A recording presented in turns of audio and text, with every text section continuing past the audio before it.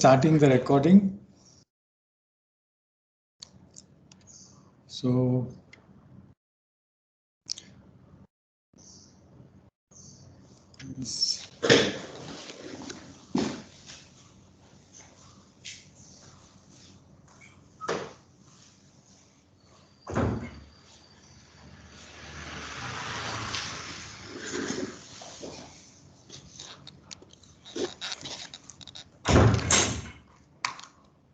yeah. Good morning, and let's start the lecture on reactivity changes on ligands which are coordinated to metal complexes. So this is the last section of the set of reactions that I want to discuss. So that's labeled as E in this slide. But I have modified the slide several times, so you might have a different version in other lectures. But briefly, except for A, which is rearrangement and isomerization reactions, which I have put in the very top of the slide, everything else has been discussed in in a fairly detailed manner. Today we will discuss reactivity changes on the ligand, and this is something which we cannot discuss in just 1 hour, but I will give you a flavor for what you can expect for coordinated ligands, and I think that should help you in reading the literature and understanding what you might come across in organometallic chemistry. So basically what we will see today is some typical reactions, but not necessarily everything that you need to know. But let's just look at the principles. So DCD model is our basic framework through which we discuss organometallic chemistry and bonding in organometallic chemistry. And this is, for example, in this slide, what I have told you is about metal olefin bonding, but you can extend this to other organic systems as well. When an organic pi system is coordinated to a metal, there is generally removal of electron density from the pi system and some electron density is flowing into the metal. Secondly, based on the DCD model, we know that the pi star orbital of the pi system, the organic molecule, is populated by metal d electrons. This is what we popularly call as back bonding. And this back bonding can be, in fact, the major interaction between the metal and the olefin. It need not be point number one. The third point that we need to look at is the unavailability of a double bond for conjugation. So this is something which we will have to explain using an example, because it's difficult to explain otherwise. Basically, if you have an extended pi system and I have only one of the double bonds interacting with the metal, then that double bond, even though it is conjugated in the free ligand, when it is coordinated in an isolated fashion, the conjugation becomes temporarily unavailable. So we will encounter such examples, and I will tell you when we can utilize the third point. So what we can expect as a result of these three interactions is listed in the right hand side of the slide. So if I remove electron density from the olefin pi system, then the olefin is relatively depleted of some electron density. That means the olefin was not susceptible to nucleophilic addition. or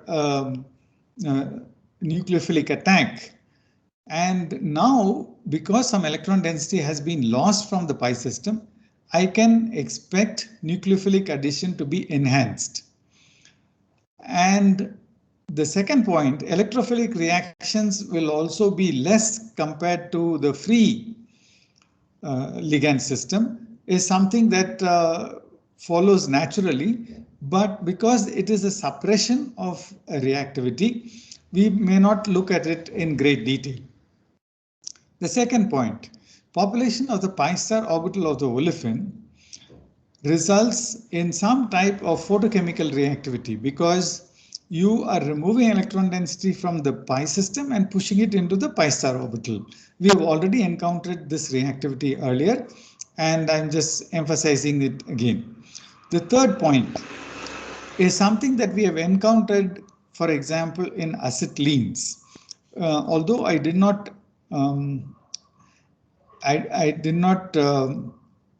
give you many examples, acetylenes coordinate to CO2-CO6 moiety. That is, the dicobalt octacarbonyl reacted with an acetylene results in an acetylene complex, which basically makes the acetylene behave differently. It does not get hydrogenated easily, and it seems to form a very stable entity, and it allows for other parts of this molecule to react in systems where it would have reacted fairly facile, in a facile fashion, had it not been for the metal complex. So I think we have to give examples for each one of these to make them clearer. Point number 4, I have said that all these 3 points can be taken together, and all these 3 points can be taken together and they can work in conjunction.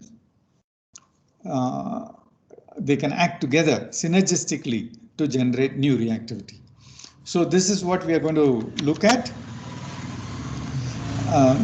The essence of this whole slide is to say that you can expect some kind of Umpolung reactivity based on the German word that it is inverted, different from what you expect and opposite of what you expect.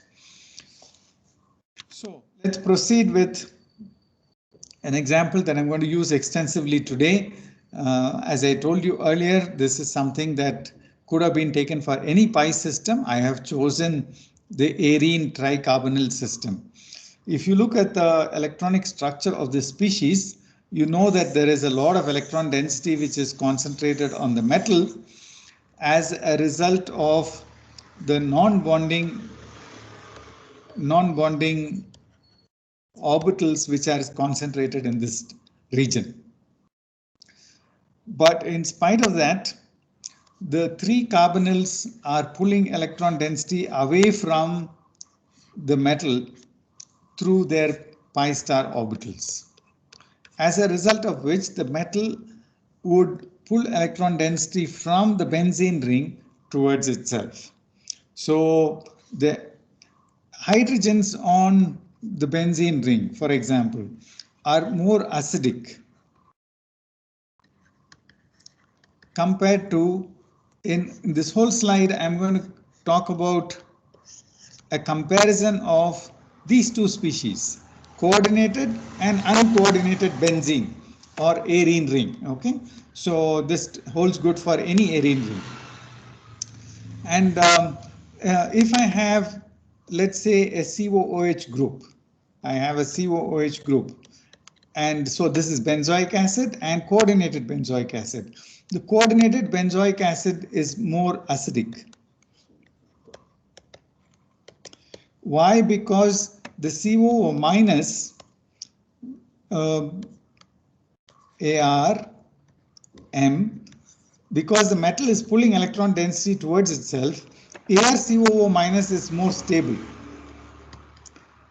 compared to ArCOO minus. So this makes this coordinated benzoic acid more acidic? I've already written that, I'm sorry. This is more acidic as a result of this. So we can see that the nature of the benzene ring, which is coordinated to the metal tricarbonyl unit, is different from the free arene ring. This is what we are going to take a look at. The first thing that I want to discuss is the fact that you can have nucleophilic substitutions. In the very first lecture, I told you this surprising fact that you can take halogen substituted arene and react it with an amine for any amount of time and nothing will happen. It will not react. But on the other hand, if I take the chromium tricarbonyl coordinated fluorobenzene, now this fluorobenzene will do a facile nucleophilic substitution reaction on treating it with an amine. So this tells you that it is possible now to use this pair of electrons and have a nucleophilic attack in this position. Why? Because the anionic species which is formed as an intermediate, this intermediate which is formed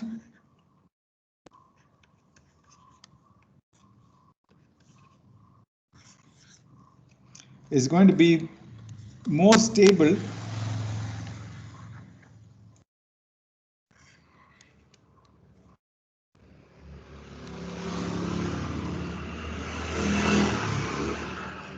I put R2NH, so you should put this as plus and this is negative, and this negative charge is now delocalized onto the carbon monoxide. So this becomes a stable unit, and this will now liberate F minus, H plus, and of course your product.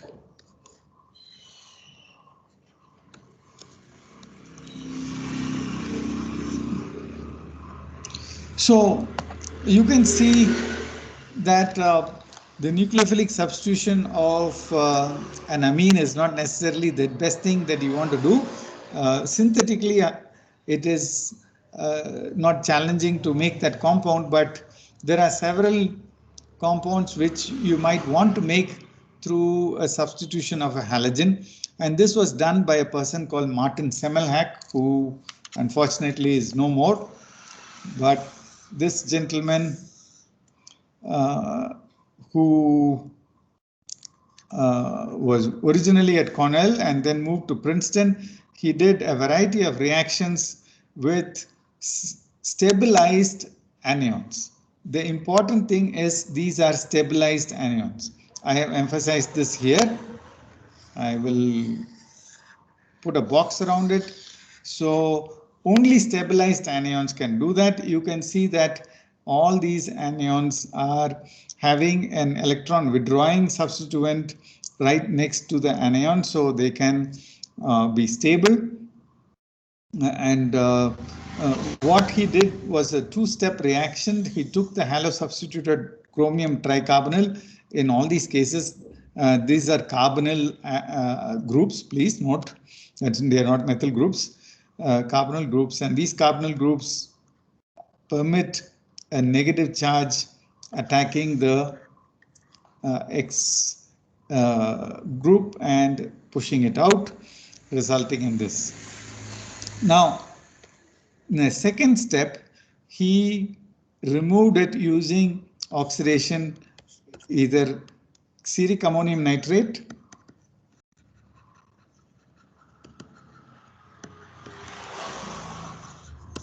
or iodine. Now, this was this was early 1980s. People are not very particular about green chemistry, and so you can see that this is quite a bit of wasteful chemistry on one hand, but that might be the only way in which you can do this two-step addition and elimination using these compounds. So you could do this reaction which you cannot do in the absence of the metal.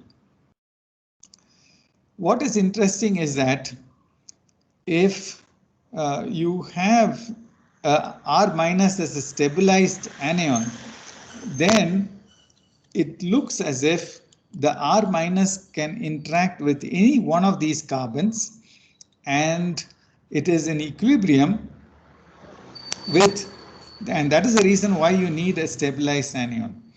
If you interacted with any one of the carbons, you can get these groups. This is the intermediate that we talked about, but R minus could have attached itself in the meta position. It could have attached itself in the ortho position.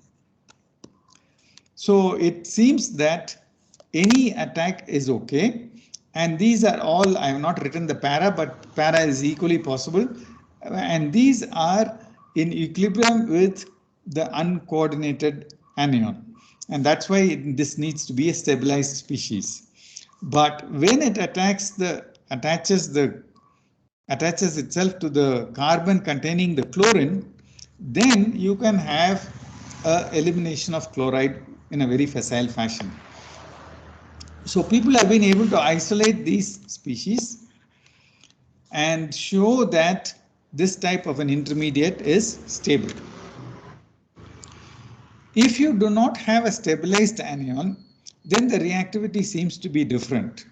And that's how it was realized that the attack of the nucleophile can happen on any one of these carbons. Okay? Can happen on any one of these carbons. If you take a lithium salt, which does not have a very strong electron withdrawing group, then what happens is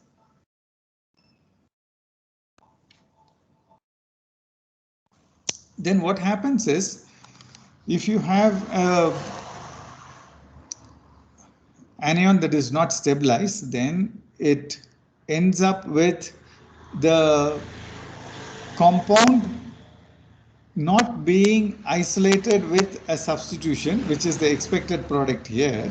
That's not the product, but you can get any one of the ortho and the meta substituted products. And this was surprising initially, but what it suggests is the carbons, there is a steric effect which is prohibiting the attack of the R minus on the carbon bearing the chlorine. Okay, so there is a steric effect, but it turns out that the intermediate that is formed is not stable if you keep it at this temperature. Okay, so what they ended up doing was decomposing the intermediate with iodine at 25 degrees and finding out that this is the ratio of the products that you can get. This is not the intermediate that has been formed, which I showed you in the previous slide, has been oxidized with iodine. It has been oxidized with iodine. So the intermediate is formed and then it is oxidized with iodine. How does iodine act as an oxidant? Basically, it is removing H as H minus, and HI plus I minus would be formed in this reaction. We have not written out all these individual side products that are formed. If I don't do it in a very fast manner, 15 minutes, if I do allow the solution to be in equilibrium for a long time, 24 hours, for example, then I end up with this product. Okay, so this suggests that you can control the reactivity of the species The kinetic product is basically indicated here. These two are the same. So this is the kinetic product, the meta attack, but the intermediates that I showed you in the previous slide can equilibrate, and they can lose the chloride if I allow it to stand for 24 hours. So the second anion that we have listed here is slightly more stabilized than the first one, and that is why there is it is very clear that there is an equilibrium process that is happening, and in fact attack can happen on any carbon. Probably because of the steric effect, attack happens on the meta position. There is a slight electronic effect also. Stabilization of the meta product seems to be better than the ortho. Okay, you can see that ratio is 2 and 56% that you have. So as I told you, this intermediate has been characterized, crystallographically characterized. You can take, you can do crystallography at low temperatures. You can isolate this anion with a suitable cationic species. If you treat it with any electrophile, these electrophiles can be varied. Anything that will accept an H minus, for example, trityl cation, ET3B, benzophenone, CH3, I, basically all of these species can interact with this and regenerate the product. Okay, regenerate the starting material in this case. If you use I2, of course, you will end up with this species, because iodine will decompose the CrCO3 by oxidizing it. So I have already told you this, so let me go ahead. The nucleophilic substitution was facilitated by the electron withdrawing group, which is present here. That's the take-home message. There is not just this much effect of the chromium tricarbonyl. There are other things also which happen. I told you about the increased acidity. I have told you about the nucleophilic substitution. But if I have an alkyl group attached to the benzene ring, people have found that these hydrogens are also more acidic. Benzylic position is already acidic, slightly acidic, but its acidity is increased in the presence of CrCO3. If I have an X group, benzylic halogens can be hydrolyzed easily, but the hydrolysis is even more facilitated when I have CrCO3. In addition to that, you have this large CrCO3 group which provides some amount of steric hindrance to the benzene ring. So if you have a benzene ring, it's flat, and both sides of the benzene ring are similar. You cannot distinguish between the two sides, between the two faces, I should say. So if you have a CrCO3, I have a top face and I have a bottom face. These two faces are discriminated through this steric effect. Now, you might be wondering why you have this increased acidity. Basically, you have a negative charge which is formed if I remove this H as H plus. This negative charge is mildly stabilized by the chromium, vacant orbitals on chromium.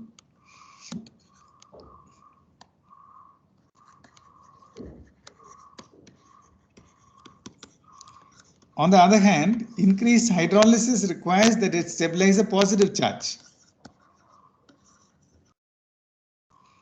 Also stabilized.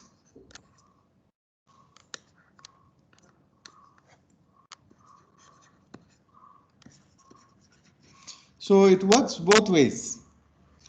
You already know that there is a bunch of non-bonding orbitals filled non-bonding orbitals on the chromium. So these filled non-bonding orbitals on chromium stabilize the positive charge, and the empty orbitals on chromium, which is generated by the presence of s, p, and some mixing with s and p orbitals, this leads to stabilization of the negative charge.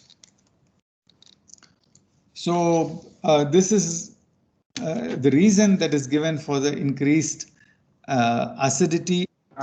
Excuse me, sir. Yeah. Sorry for interruption. In the previous slide, sir, you said that the increase in acidity of the benzylic proton is because of coordination with vacant chromium orbitals. Yeah. But it can also be because since the pi electron density from benzene is being depleted by chromium, the conjugation of the negative charge on the benzene ring increases, right? Basically, the benzene acts as an electrophile here towards the negative charge on benzylic proton. Yeah, that will explain only the alpha position. It won't explain the beta position. Okay. Okay. You're right. That can you're talking about conjugation to the benzene ring, but surprisingly, both alpha and beta positions are stabilized, and reactivity is affected. So this is explained by the what shall I say? It's a neighboring group participation of these functionalities, which is present in the alpha and the beta position. In addition to conjugation can also be there.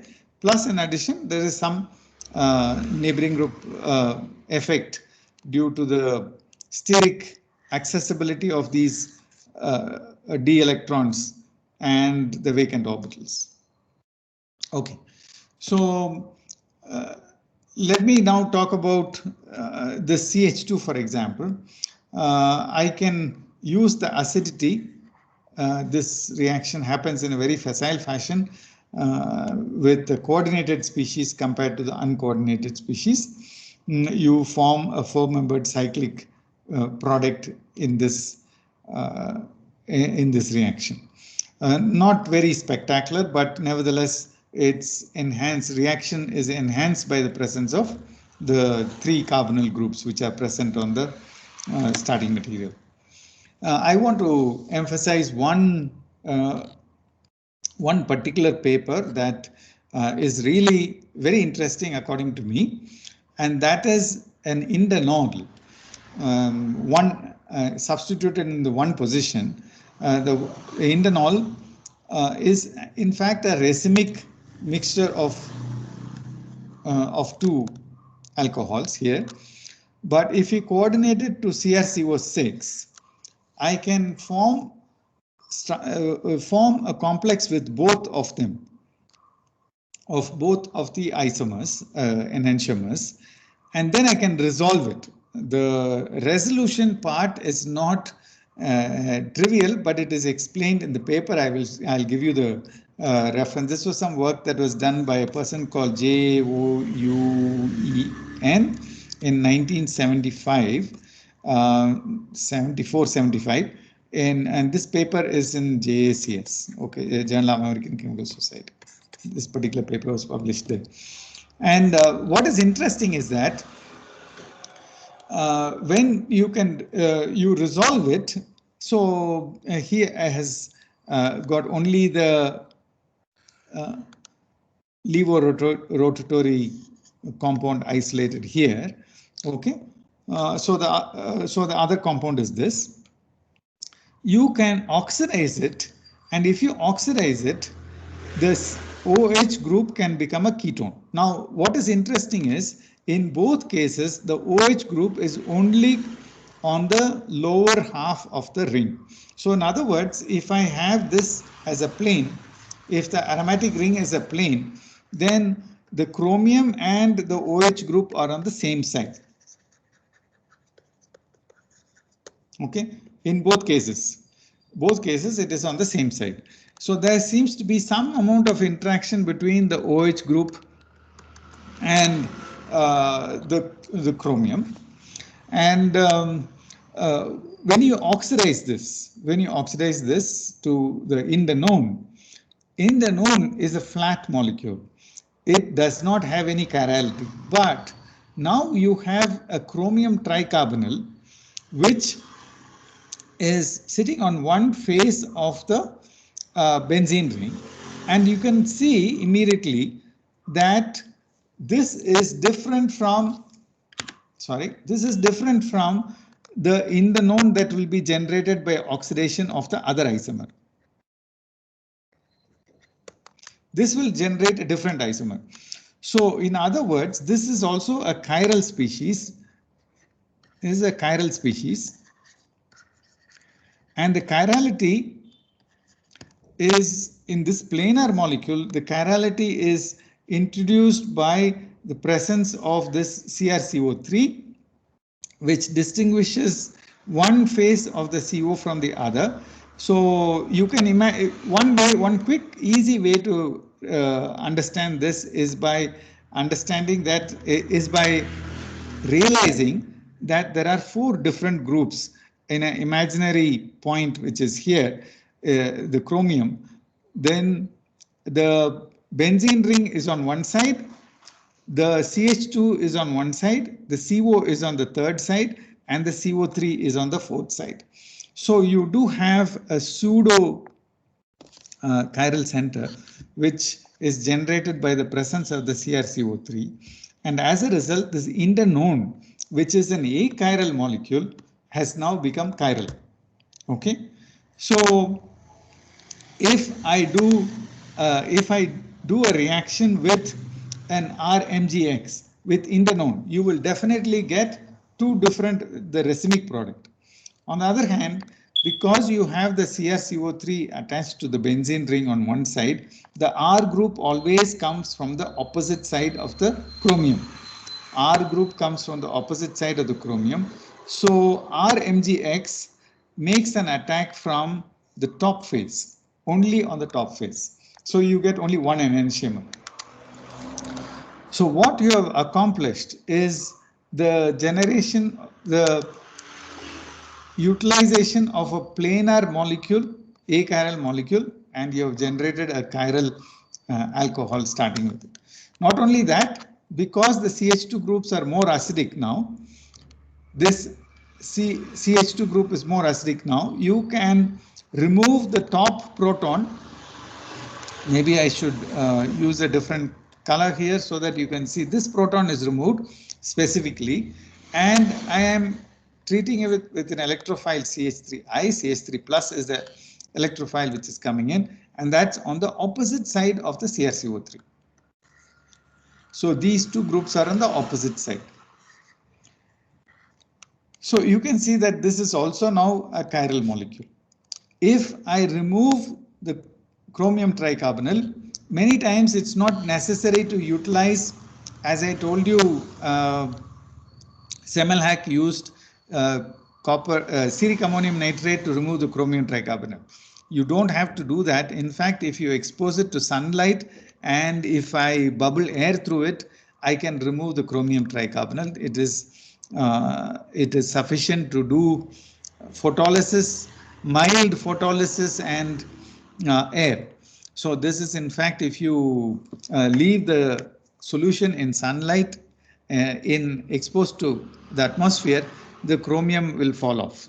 Okay, so this is fairly mild reaction.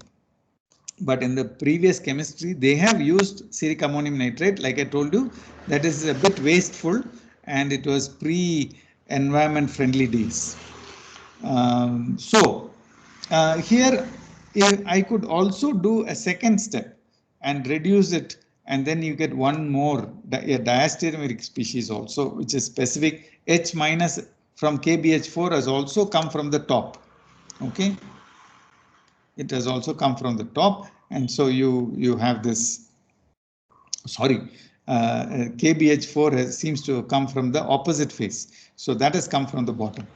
Okay, so this this seems to be different. KBH4 reaction seems to be different. But in general, if you read the paper, they very clearly mention that because of the CrCO3, there is a significant steric effect, and all the bulky groups come from the top face only. They very clearly mention that it comes from the top face. And the second strange feature is the fact that you have generated a chiral species starting with a chiral indinone. So the way they resolved it was a bit tricky. They used a cinchonidine salt of the alcohol, and that was separately described in an independent paper. Okay, so we have looked at the addition of nucleophiles. The addition of nucleophiles is facilitated if I have a positive charge. So for example, in this reaction, which is illustrated here, I have iron dication, and I can react it with the R minus species. Notice how you have R minus attacking the first time on one of the rings, generating a pentadienyl system, which is coordinated to iron, and the second R minus group is going to the second ring, okay, and generating the second pentadienyl group. Now, because the whole thing is delocalized, you might ask the question, why is it not possible for me to add it maybe to the first ring? Okay, and that is answered by what is called as the Davis-Mingo's-Green rule, and which tells you the relative rates with which nucleophiles attack conjugated pi systems. So here I have several of them illustrated for you in this slide. I can have eta 4 system, which is a butadiene. It's an even pi system which is coordinated to a metal plus. I can also have a pentadienyl system which is an odd pi system. I can also have a eta 6 even system which is a closed conjugated system, closed conjugated. I'm adding closed and conjugated because I will tell you in a moment why this is slightly different from this. Can also be, you might think that this is also a closed system. The product is also closed. It's not a closed system. It's an open system because the conjugation is broken. So that's what I mean by distinguishing these two systems, the eta 5 and the eta 6 systems. Okay. So eta 7, it's an odd closed conjugated system.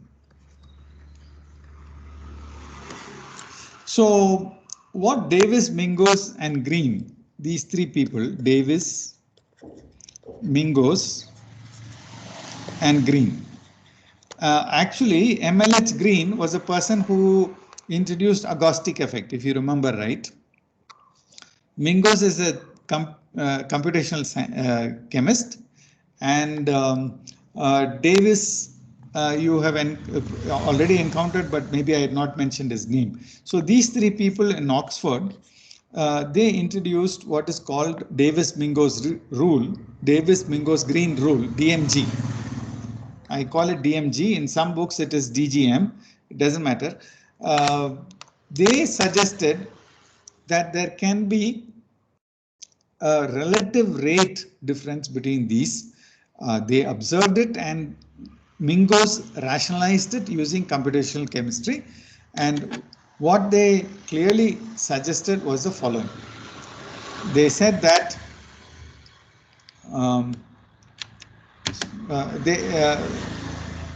they said that nucleophilic attack occurs preferentially at even coordinated polyenes. Even is better than odd coordinated polyenes. So this you can understand it by thinking of the system. For example, if I have an even system, then it is, if you take the uncoordinated species, it is in fact just a double bond coordinated to, two double bonds conjugated to one another. If I take the uncoordinated eta phi system, it will come out as if it is a cyclopentadienyl anion. So is it so you can immediately see that attack of a nucleophile on this is going to be less preferred compared to an attack on a neutral system like this. So the first rule is very easy to understand. Even coordinated polyenes are better than odd coordinated polyenes. Even is. Second point to note is that nucleophilic addition to open coordinated polyenes, which means not the closed polyene systems. I have already explained to you the difference between open and closed. This is in terms of conjugation, open and closed. So open coordinated systems are preferred over closed coordinated systems. So the third rule suggests that in the case of even polyenes, nucleophilic attack always occurs at the terminal carbon. So if you have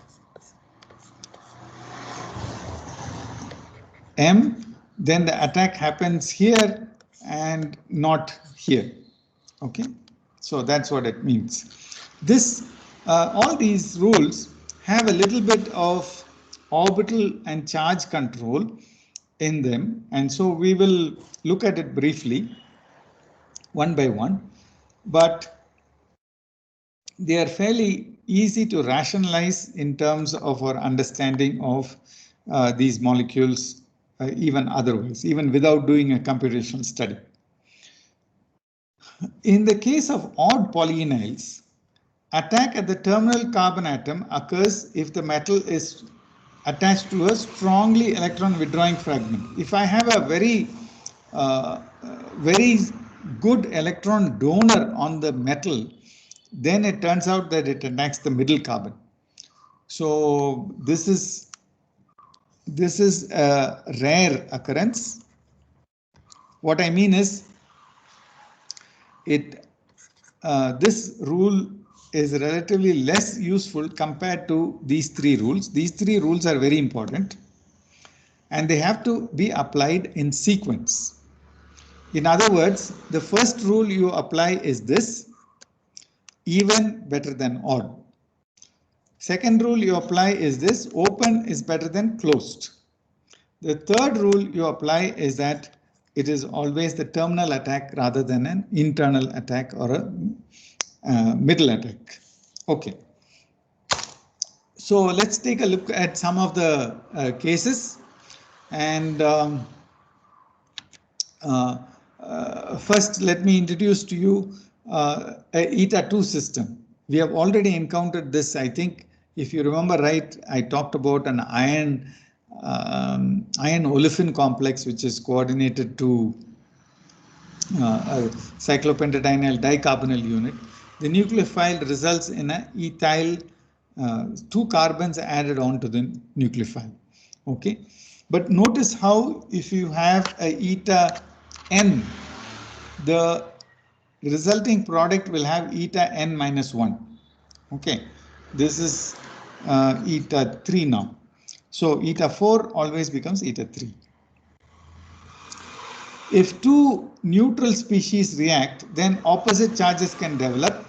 I illustrated this for you in an iron molybdenum system earlier, but here I have two positive and two oppositely charged species. So you have a positive charge and a negative charge in this slide, and then you end up with a neutral species. So these are two general characteristics that you need to remember. Hapticity is reduced by 1, and the charge also has to be taken care of. So let's apply the DMG rules now to this complicated molecule. I have a 6-membered ring, a 4-membered ring, 4 eta 4 pi system and a eta 3 system. Notice that the only one that is odd is the allyl system. Okay, the only odd system is the allyl system. This is the odd one out, literally. So you have even systems, two of them. One is closed. This is closed, even and closed. This is even and open. So the first rule says that it has to be either the benzene ring or the butadiene ring which will react. The second rule states that it is going to be the open pi system and not the closed pi system which will react. So H minus, if I add H minus to it, then the H minus is going to the terminal carbon of this butadiene. So if I make this CH2, this is a CH2 now. If I make this H minus attack here, I will end up with a CH3. Okay, so I end up with a diallyl complex coordinated to a benzene ring. Notice that I started out with a positively charged species, so I end up with a neutral complex. So I have operated it one by one. Now let me try this now on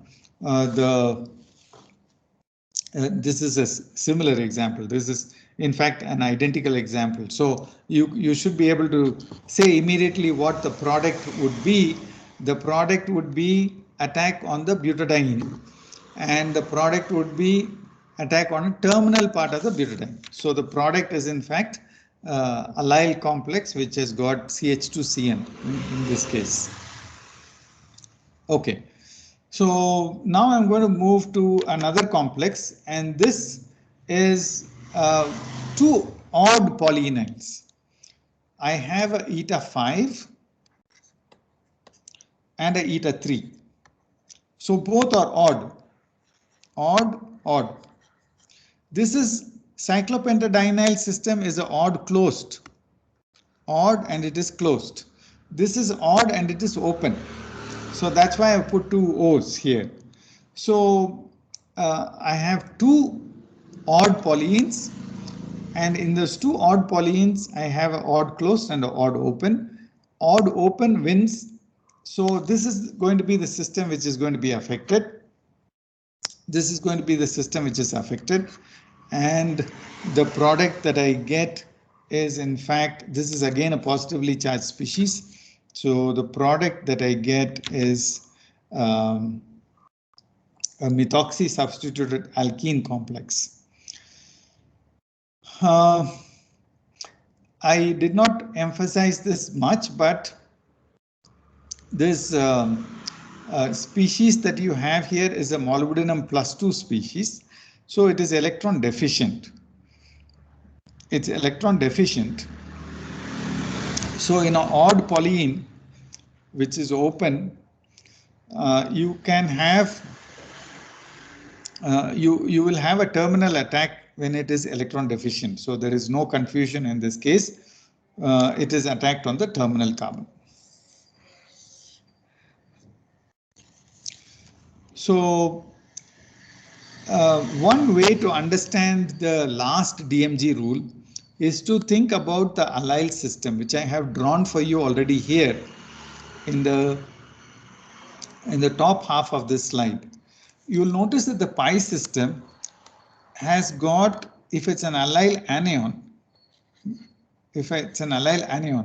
then these two pi orbitals are filled.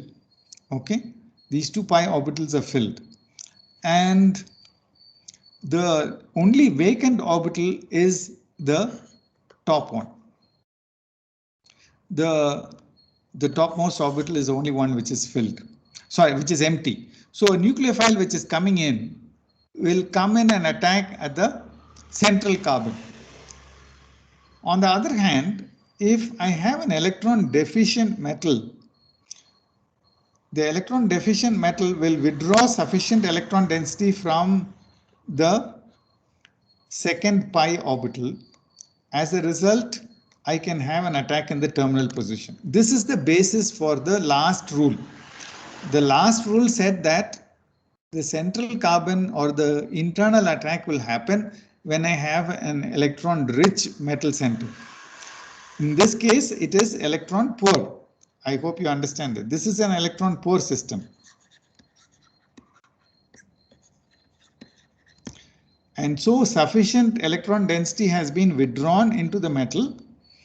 There is an NO plus, which is something that I want to emphasize, and it is a positively charged species.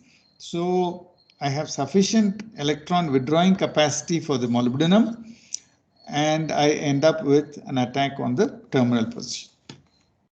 Okay. So there are exceptions to this rule, but not too many.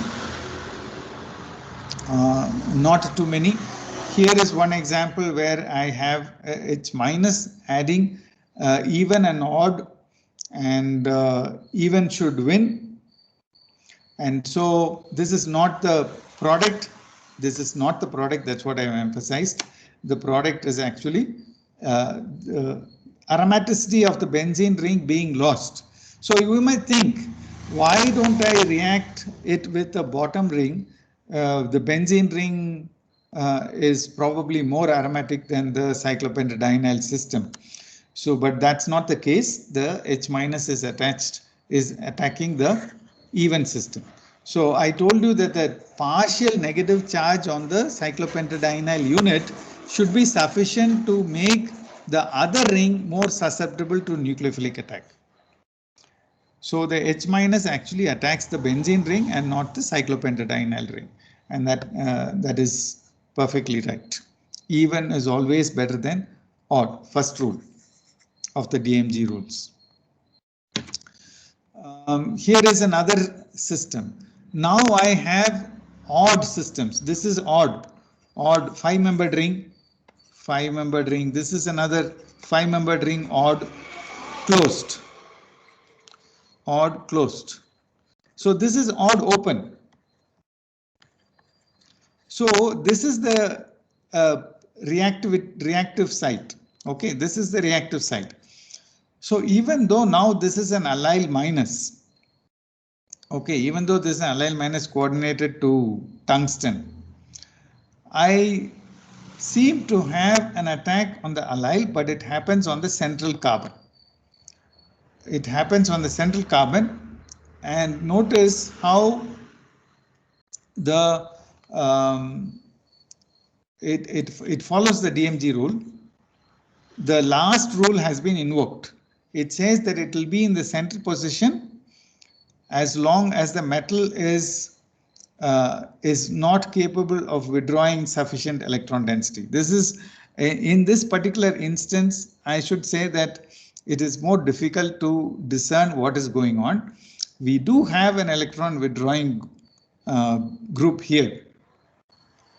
We do have an electron withdrawing group, but in spite of that, the methyl group has attacked the terminal, the internal position of the allyl group. The internal position of the allyl group has been, let me put the methyl group here. Yeah. So here you have the methyl group attacking this position. So this is where I emphasize the diagram that I drew for you. This is the empty orbital. This is the empty orbital on the allyl. If sufficient electron density is not removed from the pi 2, the second pi orbital, the pi star is this. So the attack is happening on the center position.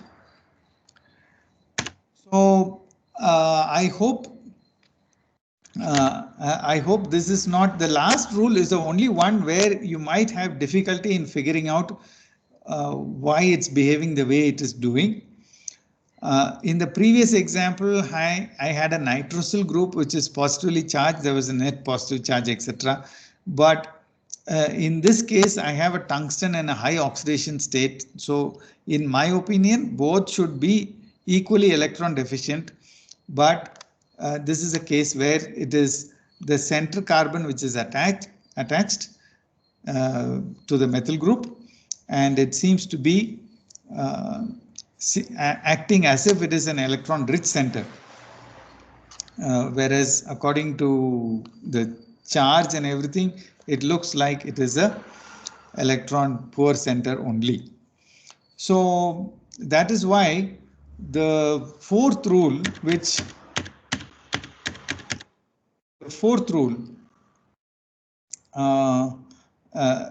the fourth rule is a bit fuzzy. I have written it in a previous presentation also. The fourth rule is a bit fuzzy. It's difficult to apply, but the first three rules are very clear and they can be easily applied. So in a system like this where there is only one carbon odd open, it's fairly easy to see where the attack will happen.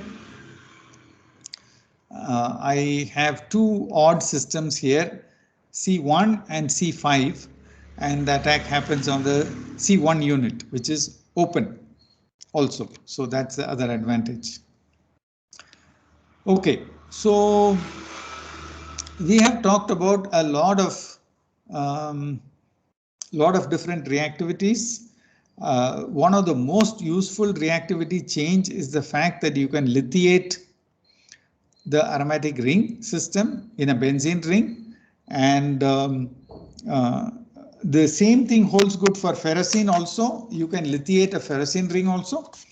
So this lithiation can lead to a whole bunch of compounds, and you will read it in many organic chemistry journals how this change in reactivity is extremely valuable. Okay, extremely valuable. I've just given you one example here. Thio substituted compound has been made. Okay, I'm sorry this is these two slides were repeated, but let me tell you about one other aspect, and this is I'm going to introduce to you a 2+2 reactivity change, 2 pi plus 2 pi reactivity change. But before I do that, this is a paper which appeared, which not too many examples are there, but this is a Diels-Alder reaction. It's very clear, easy for you to understand. Diels-Alder reaction, but it's a hetero-Diels-Alder reaction. It's a hetero-Diels-Alder reaction where X is oxygen or sulfur. Okay, X is X is sulfur or selenium. And it adds on to cyclopentadiene to form this compound. What is interesting is that the endo compound is usually preferred if I have this type of a reaction. If I coordinate it to a metal carbonyl, then the exo compound or exo compound seems to be preferred. This is completely different. The pH is now up on the other side. pH is on the other side, so the exo compound is preferred. What is interesting is that the reaction rate goes down. But the fact is you get a reverse selectivity, and this reverse selectivity is valuable. So when you want to make the reverse compound or the exo compound specifically, this can be a very useful reaction. How can we be sure that it is a metal? The fact that chromium and tungsten have slightly different reactivities.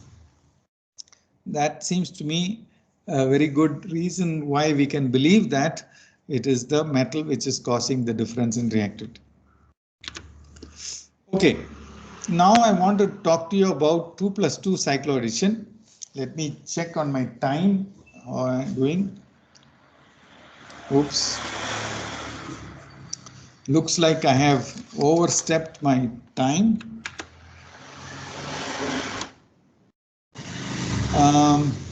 I will have to tell you about this in the next class. It's a very interesting paper that was published by Paul Schirik in 2015. I will introduce this to you. Basically, 2+2 cycloaddition is not favored, but in the presence of a metal complex, it is favored. Briefly, but I will explain this to you in a short video or in the next slide. Okay, next class. So I'll stop here and ask for questions.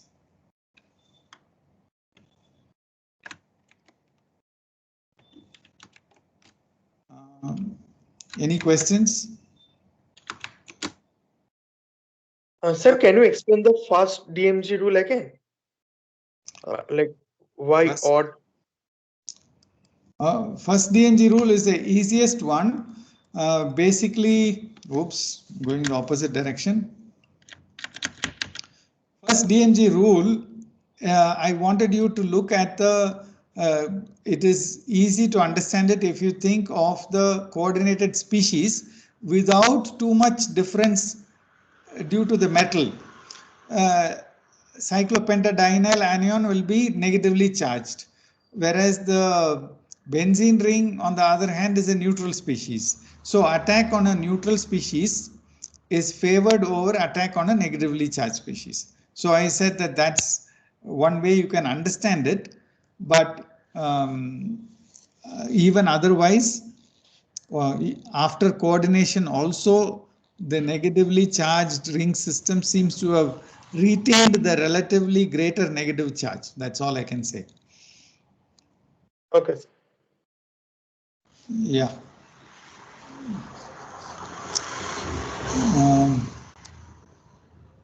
Any other questions? Otherwise, I will stop here. Next class will be a test. 30th will be a test. So, are there any questions that you would like to have? Would you like to have a time for open questions? You can send it to me on the Teams channel, any questions you have, or we can have 1 hour of question and answer session in the morning tomorrow, if you would like to have. I'm open to having an hour of discussion tomorrow. Excuse me, sir. Yeah. Sir, regarding the test tomorrow, this is a request. Could you please mention the marks each question carry, or split up the marks if there are multiple questions in a single question? Yeah. Because for the last 2 tests, it hasn't been mentioned how much marks does each question carry. Okay, I usually mention it. I will check. I will check because I have not set the question paper yet. I will do it. Sir, today's class will be in the test. Yeah. Okay. Yeah, everything other than the 2+2 cycloaddition, which I did not have time to discuss.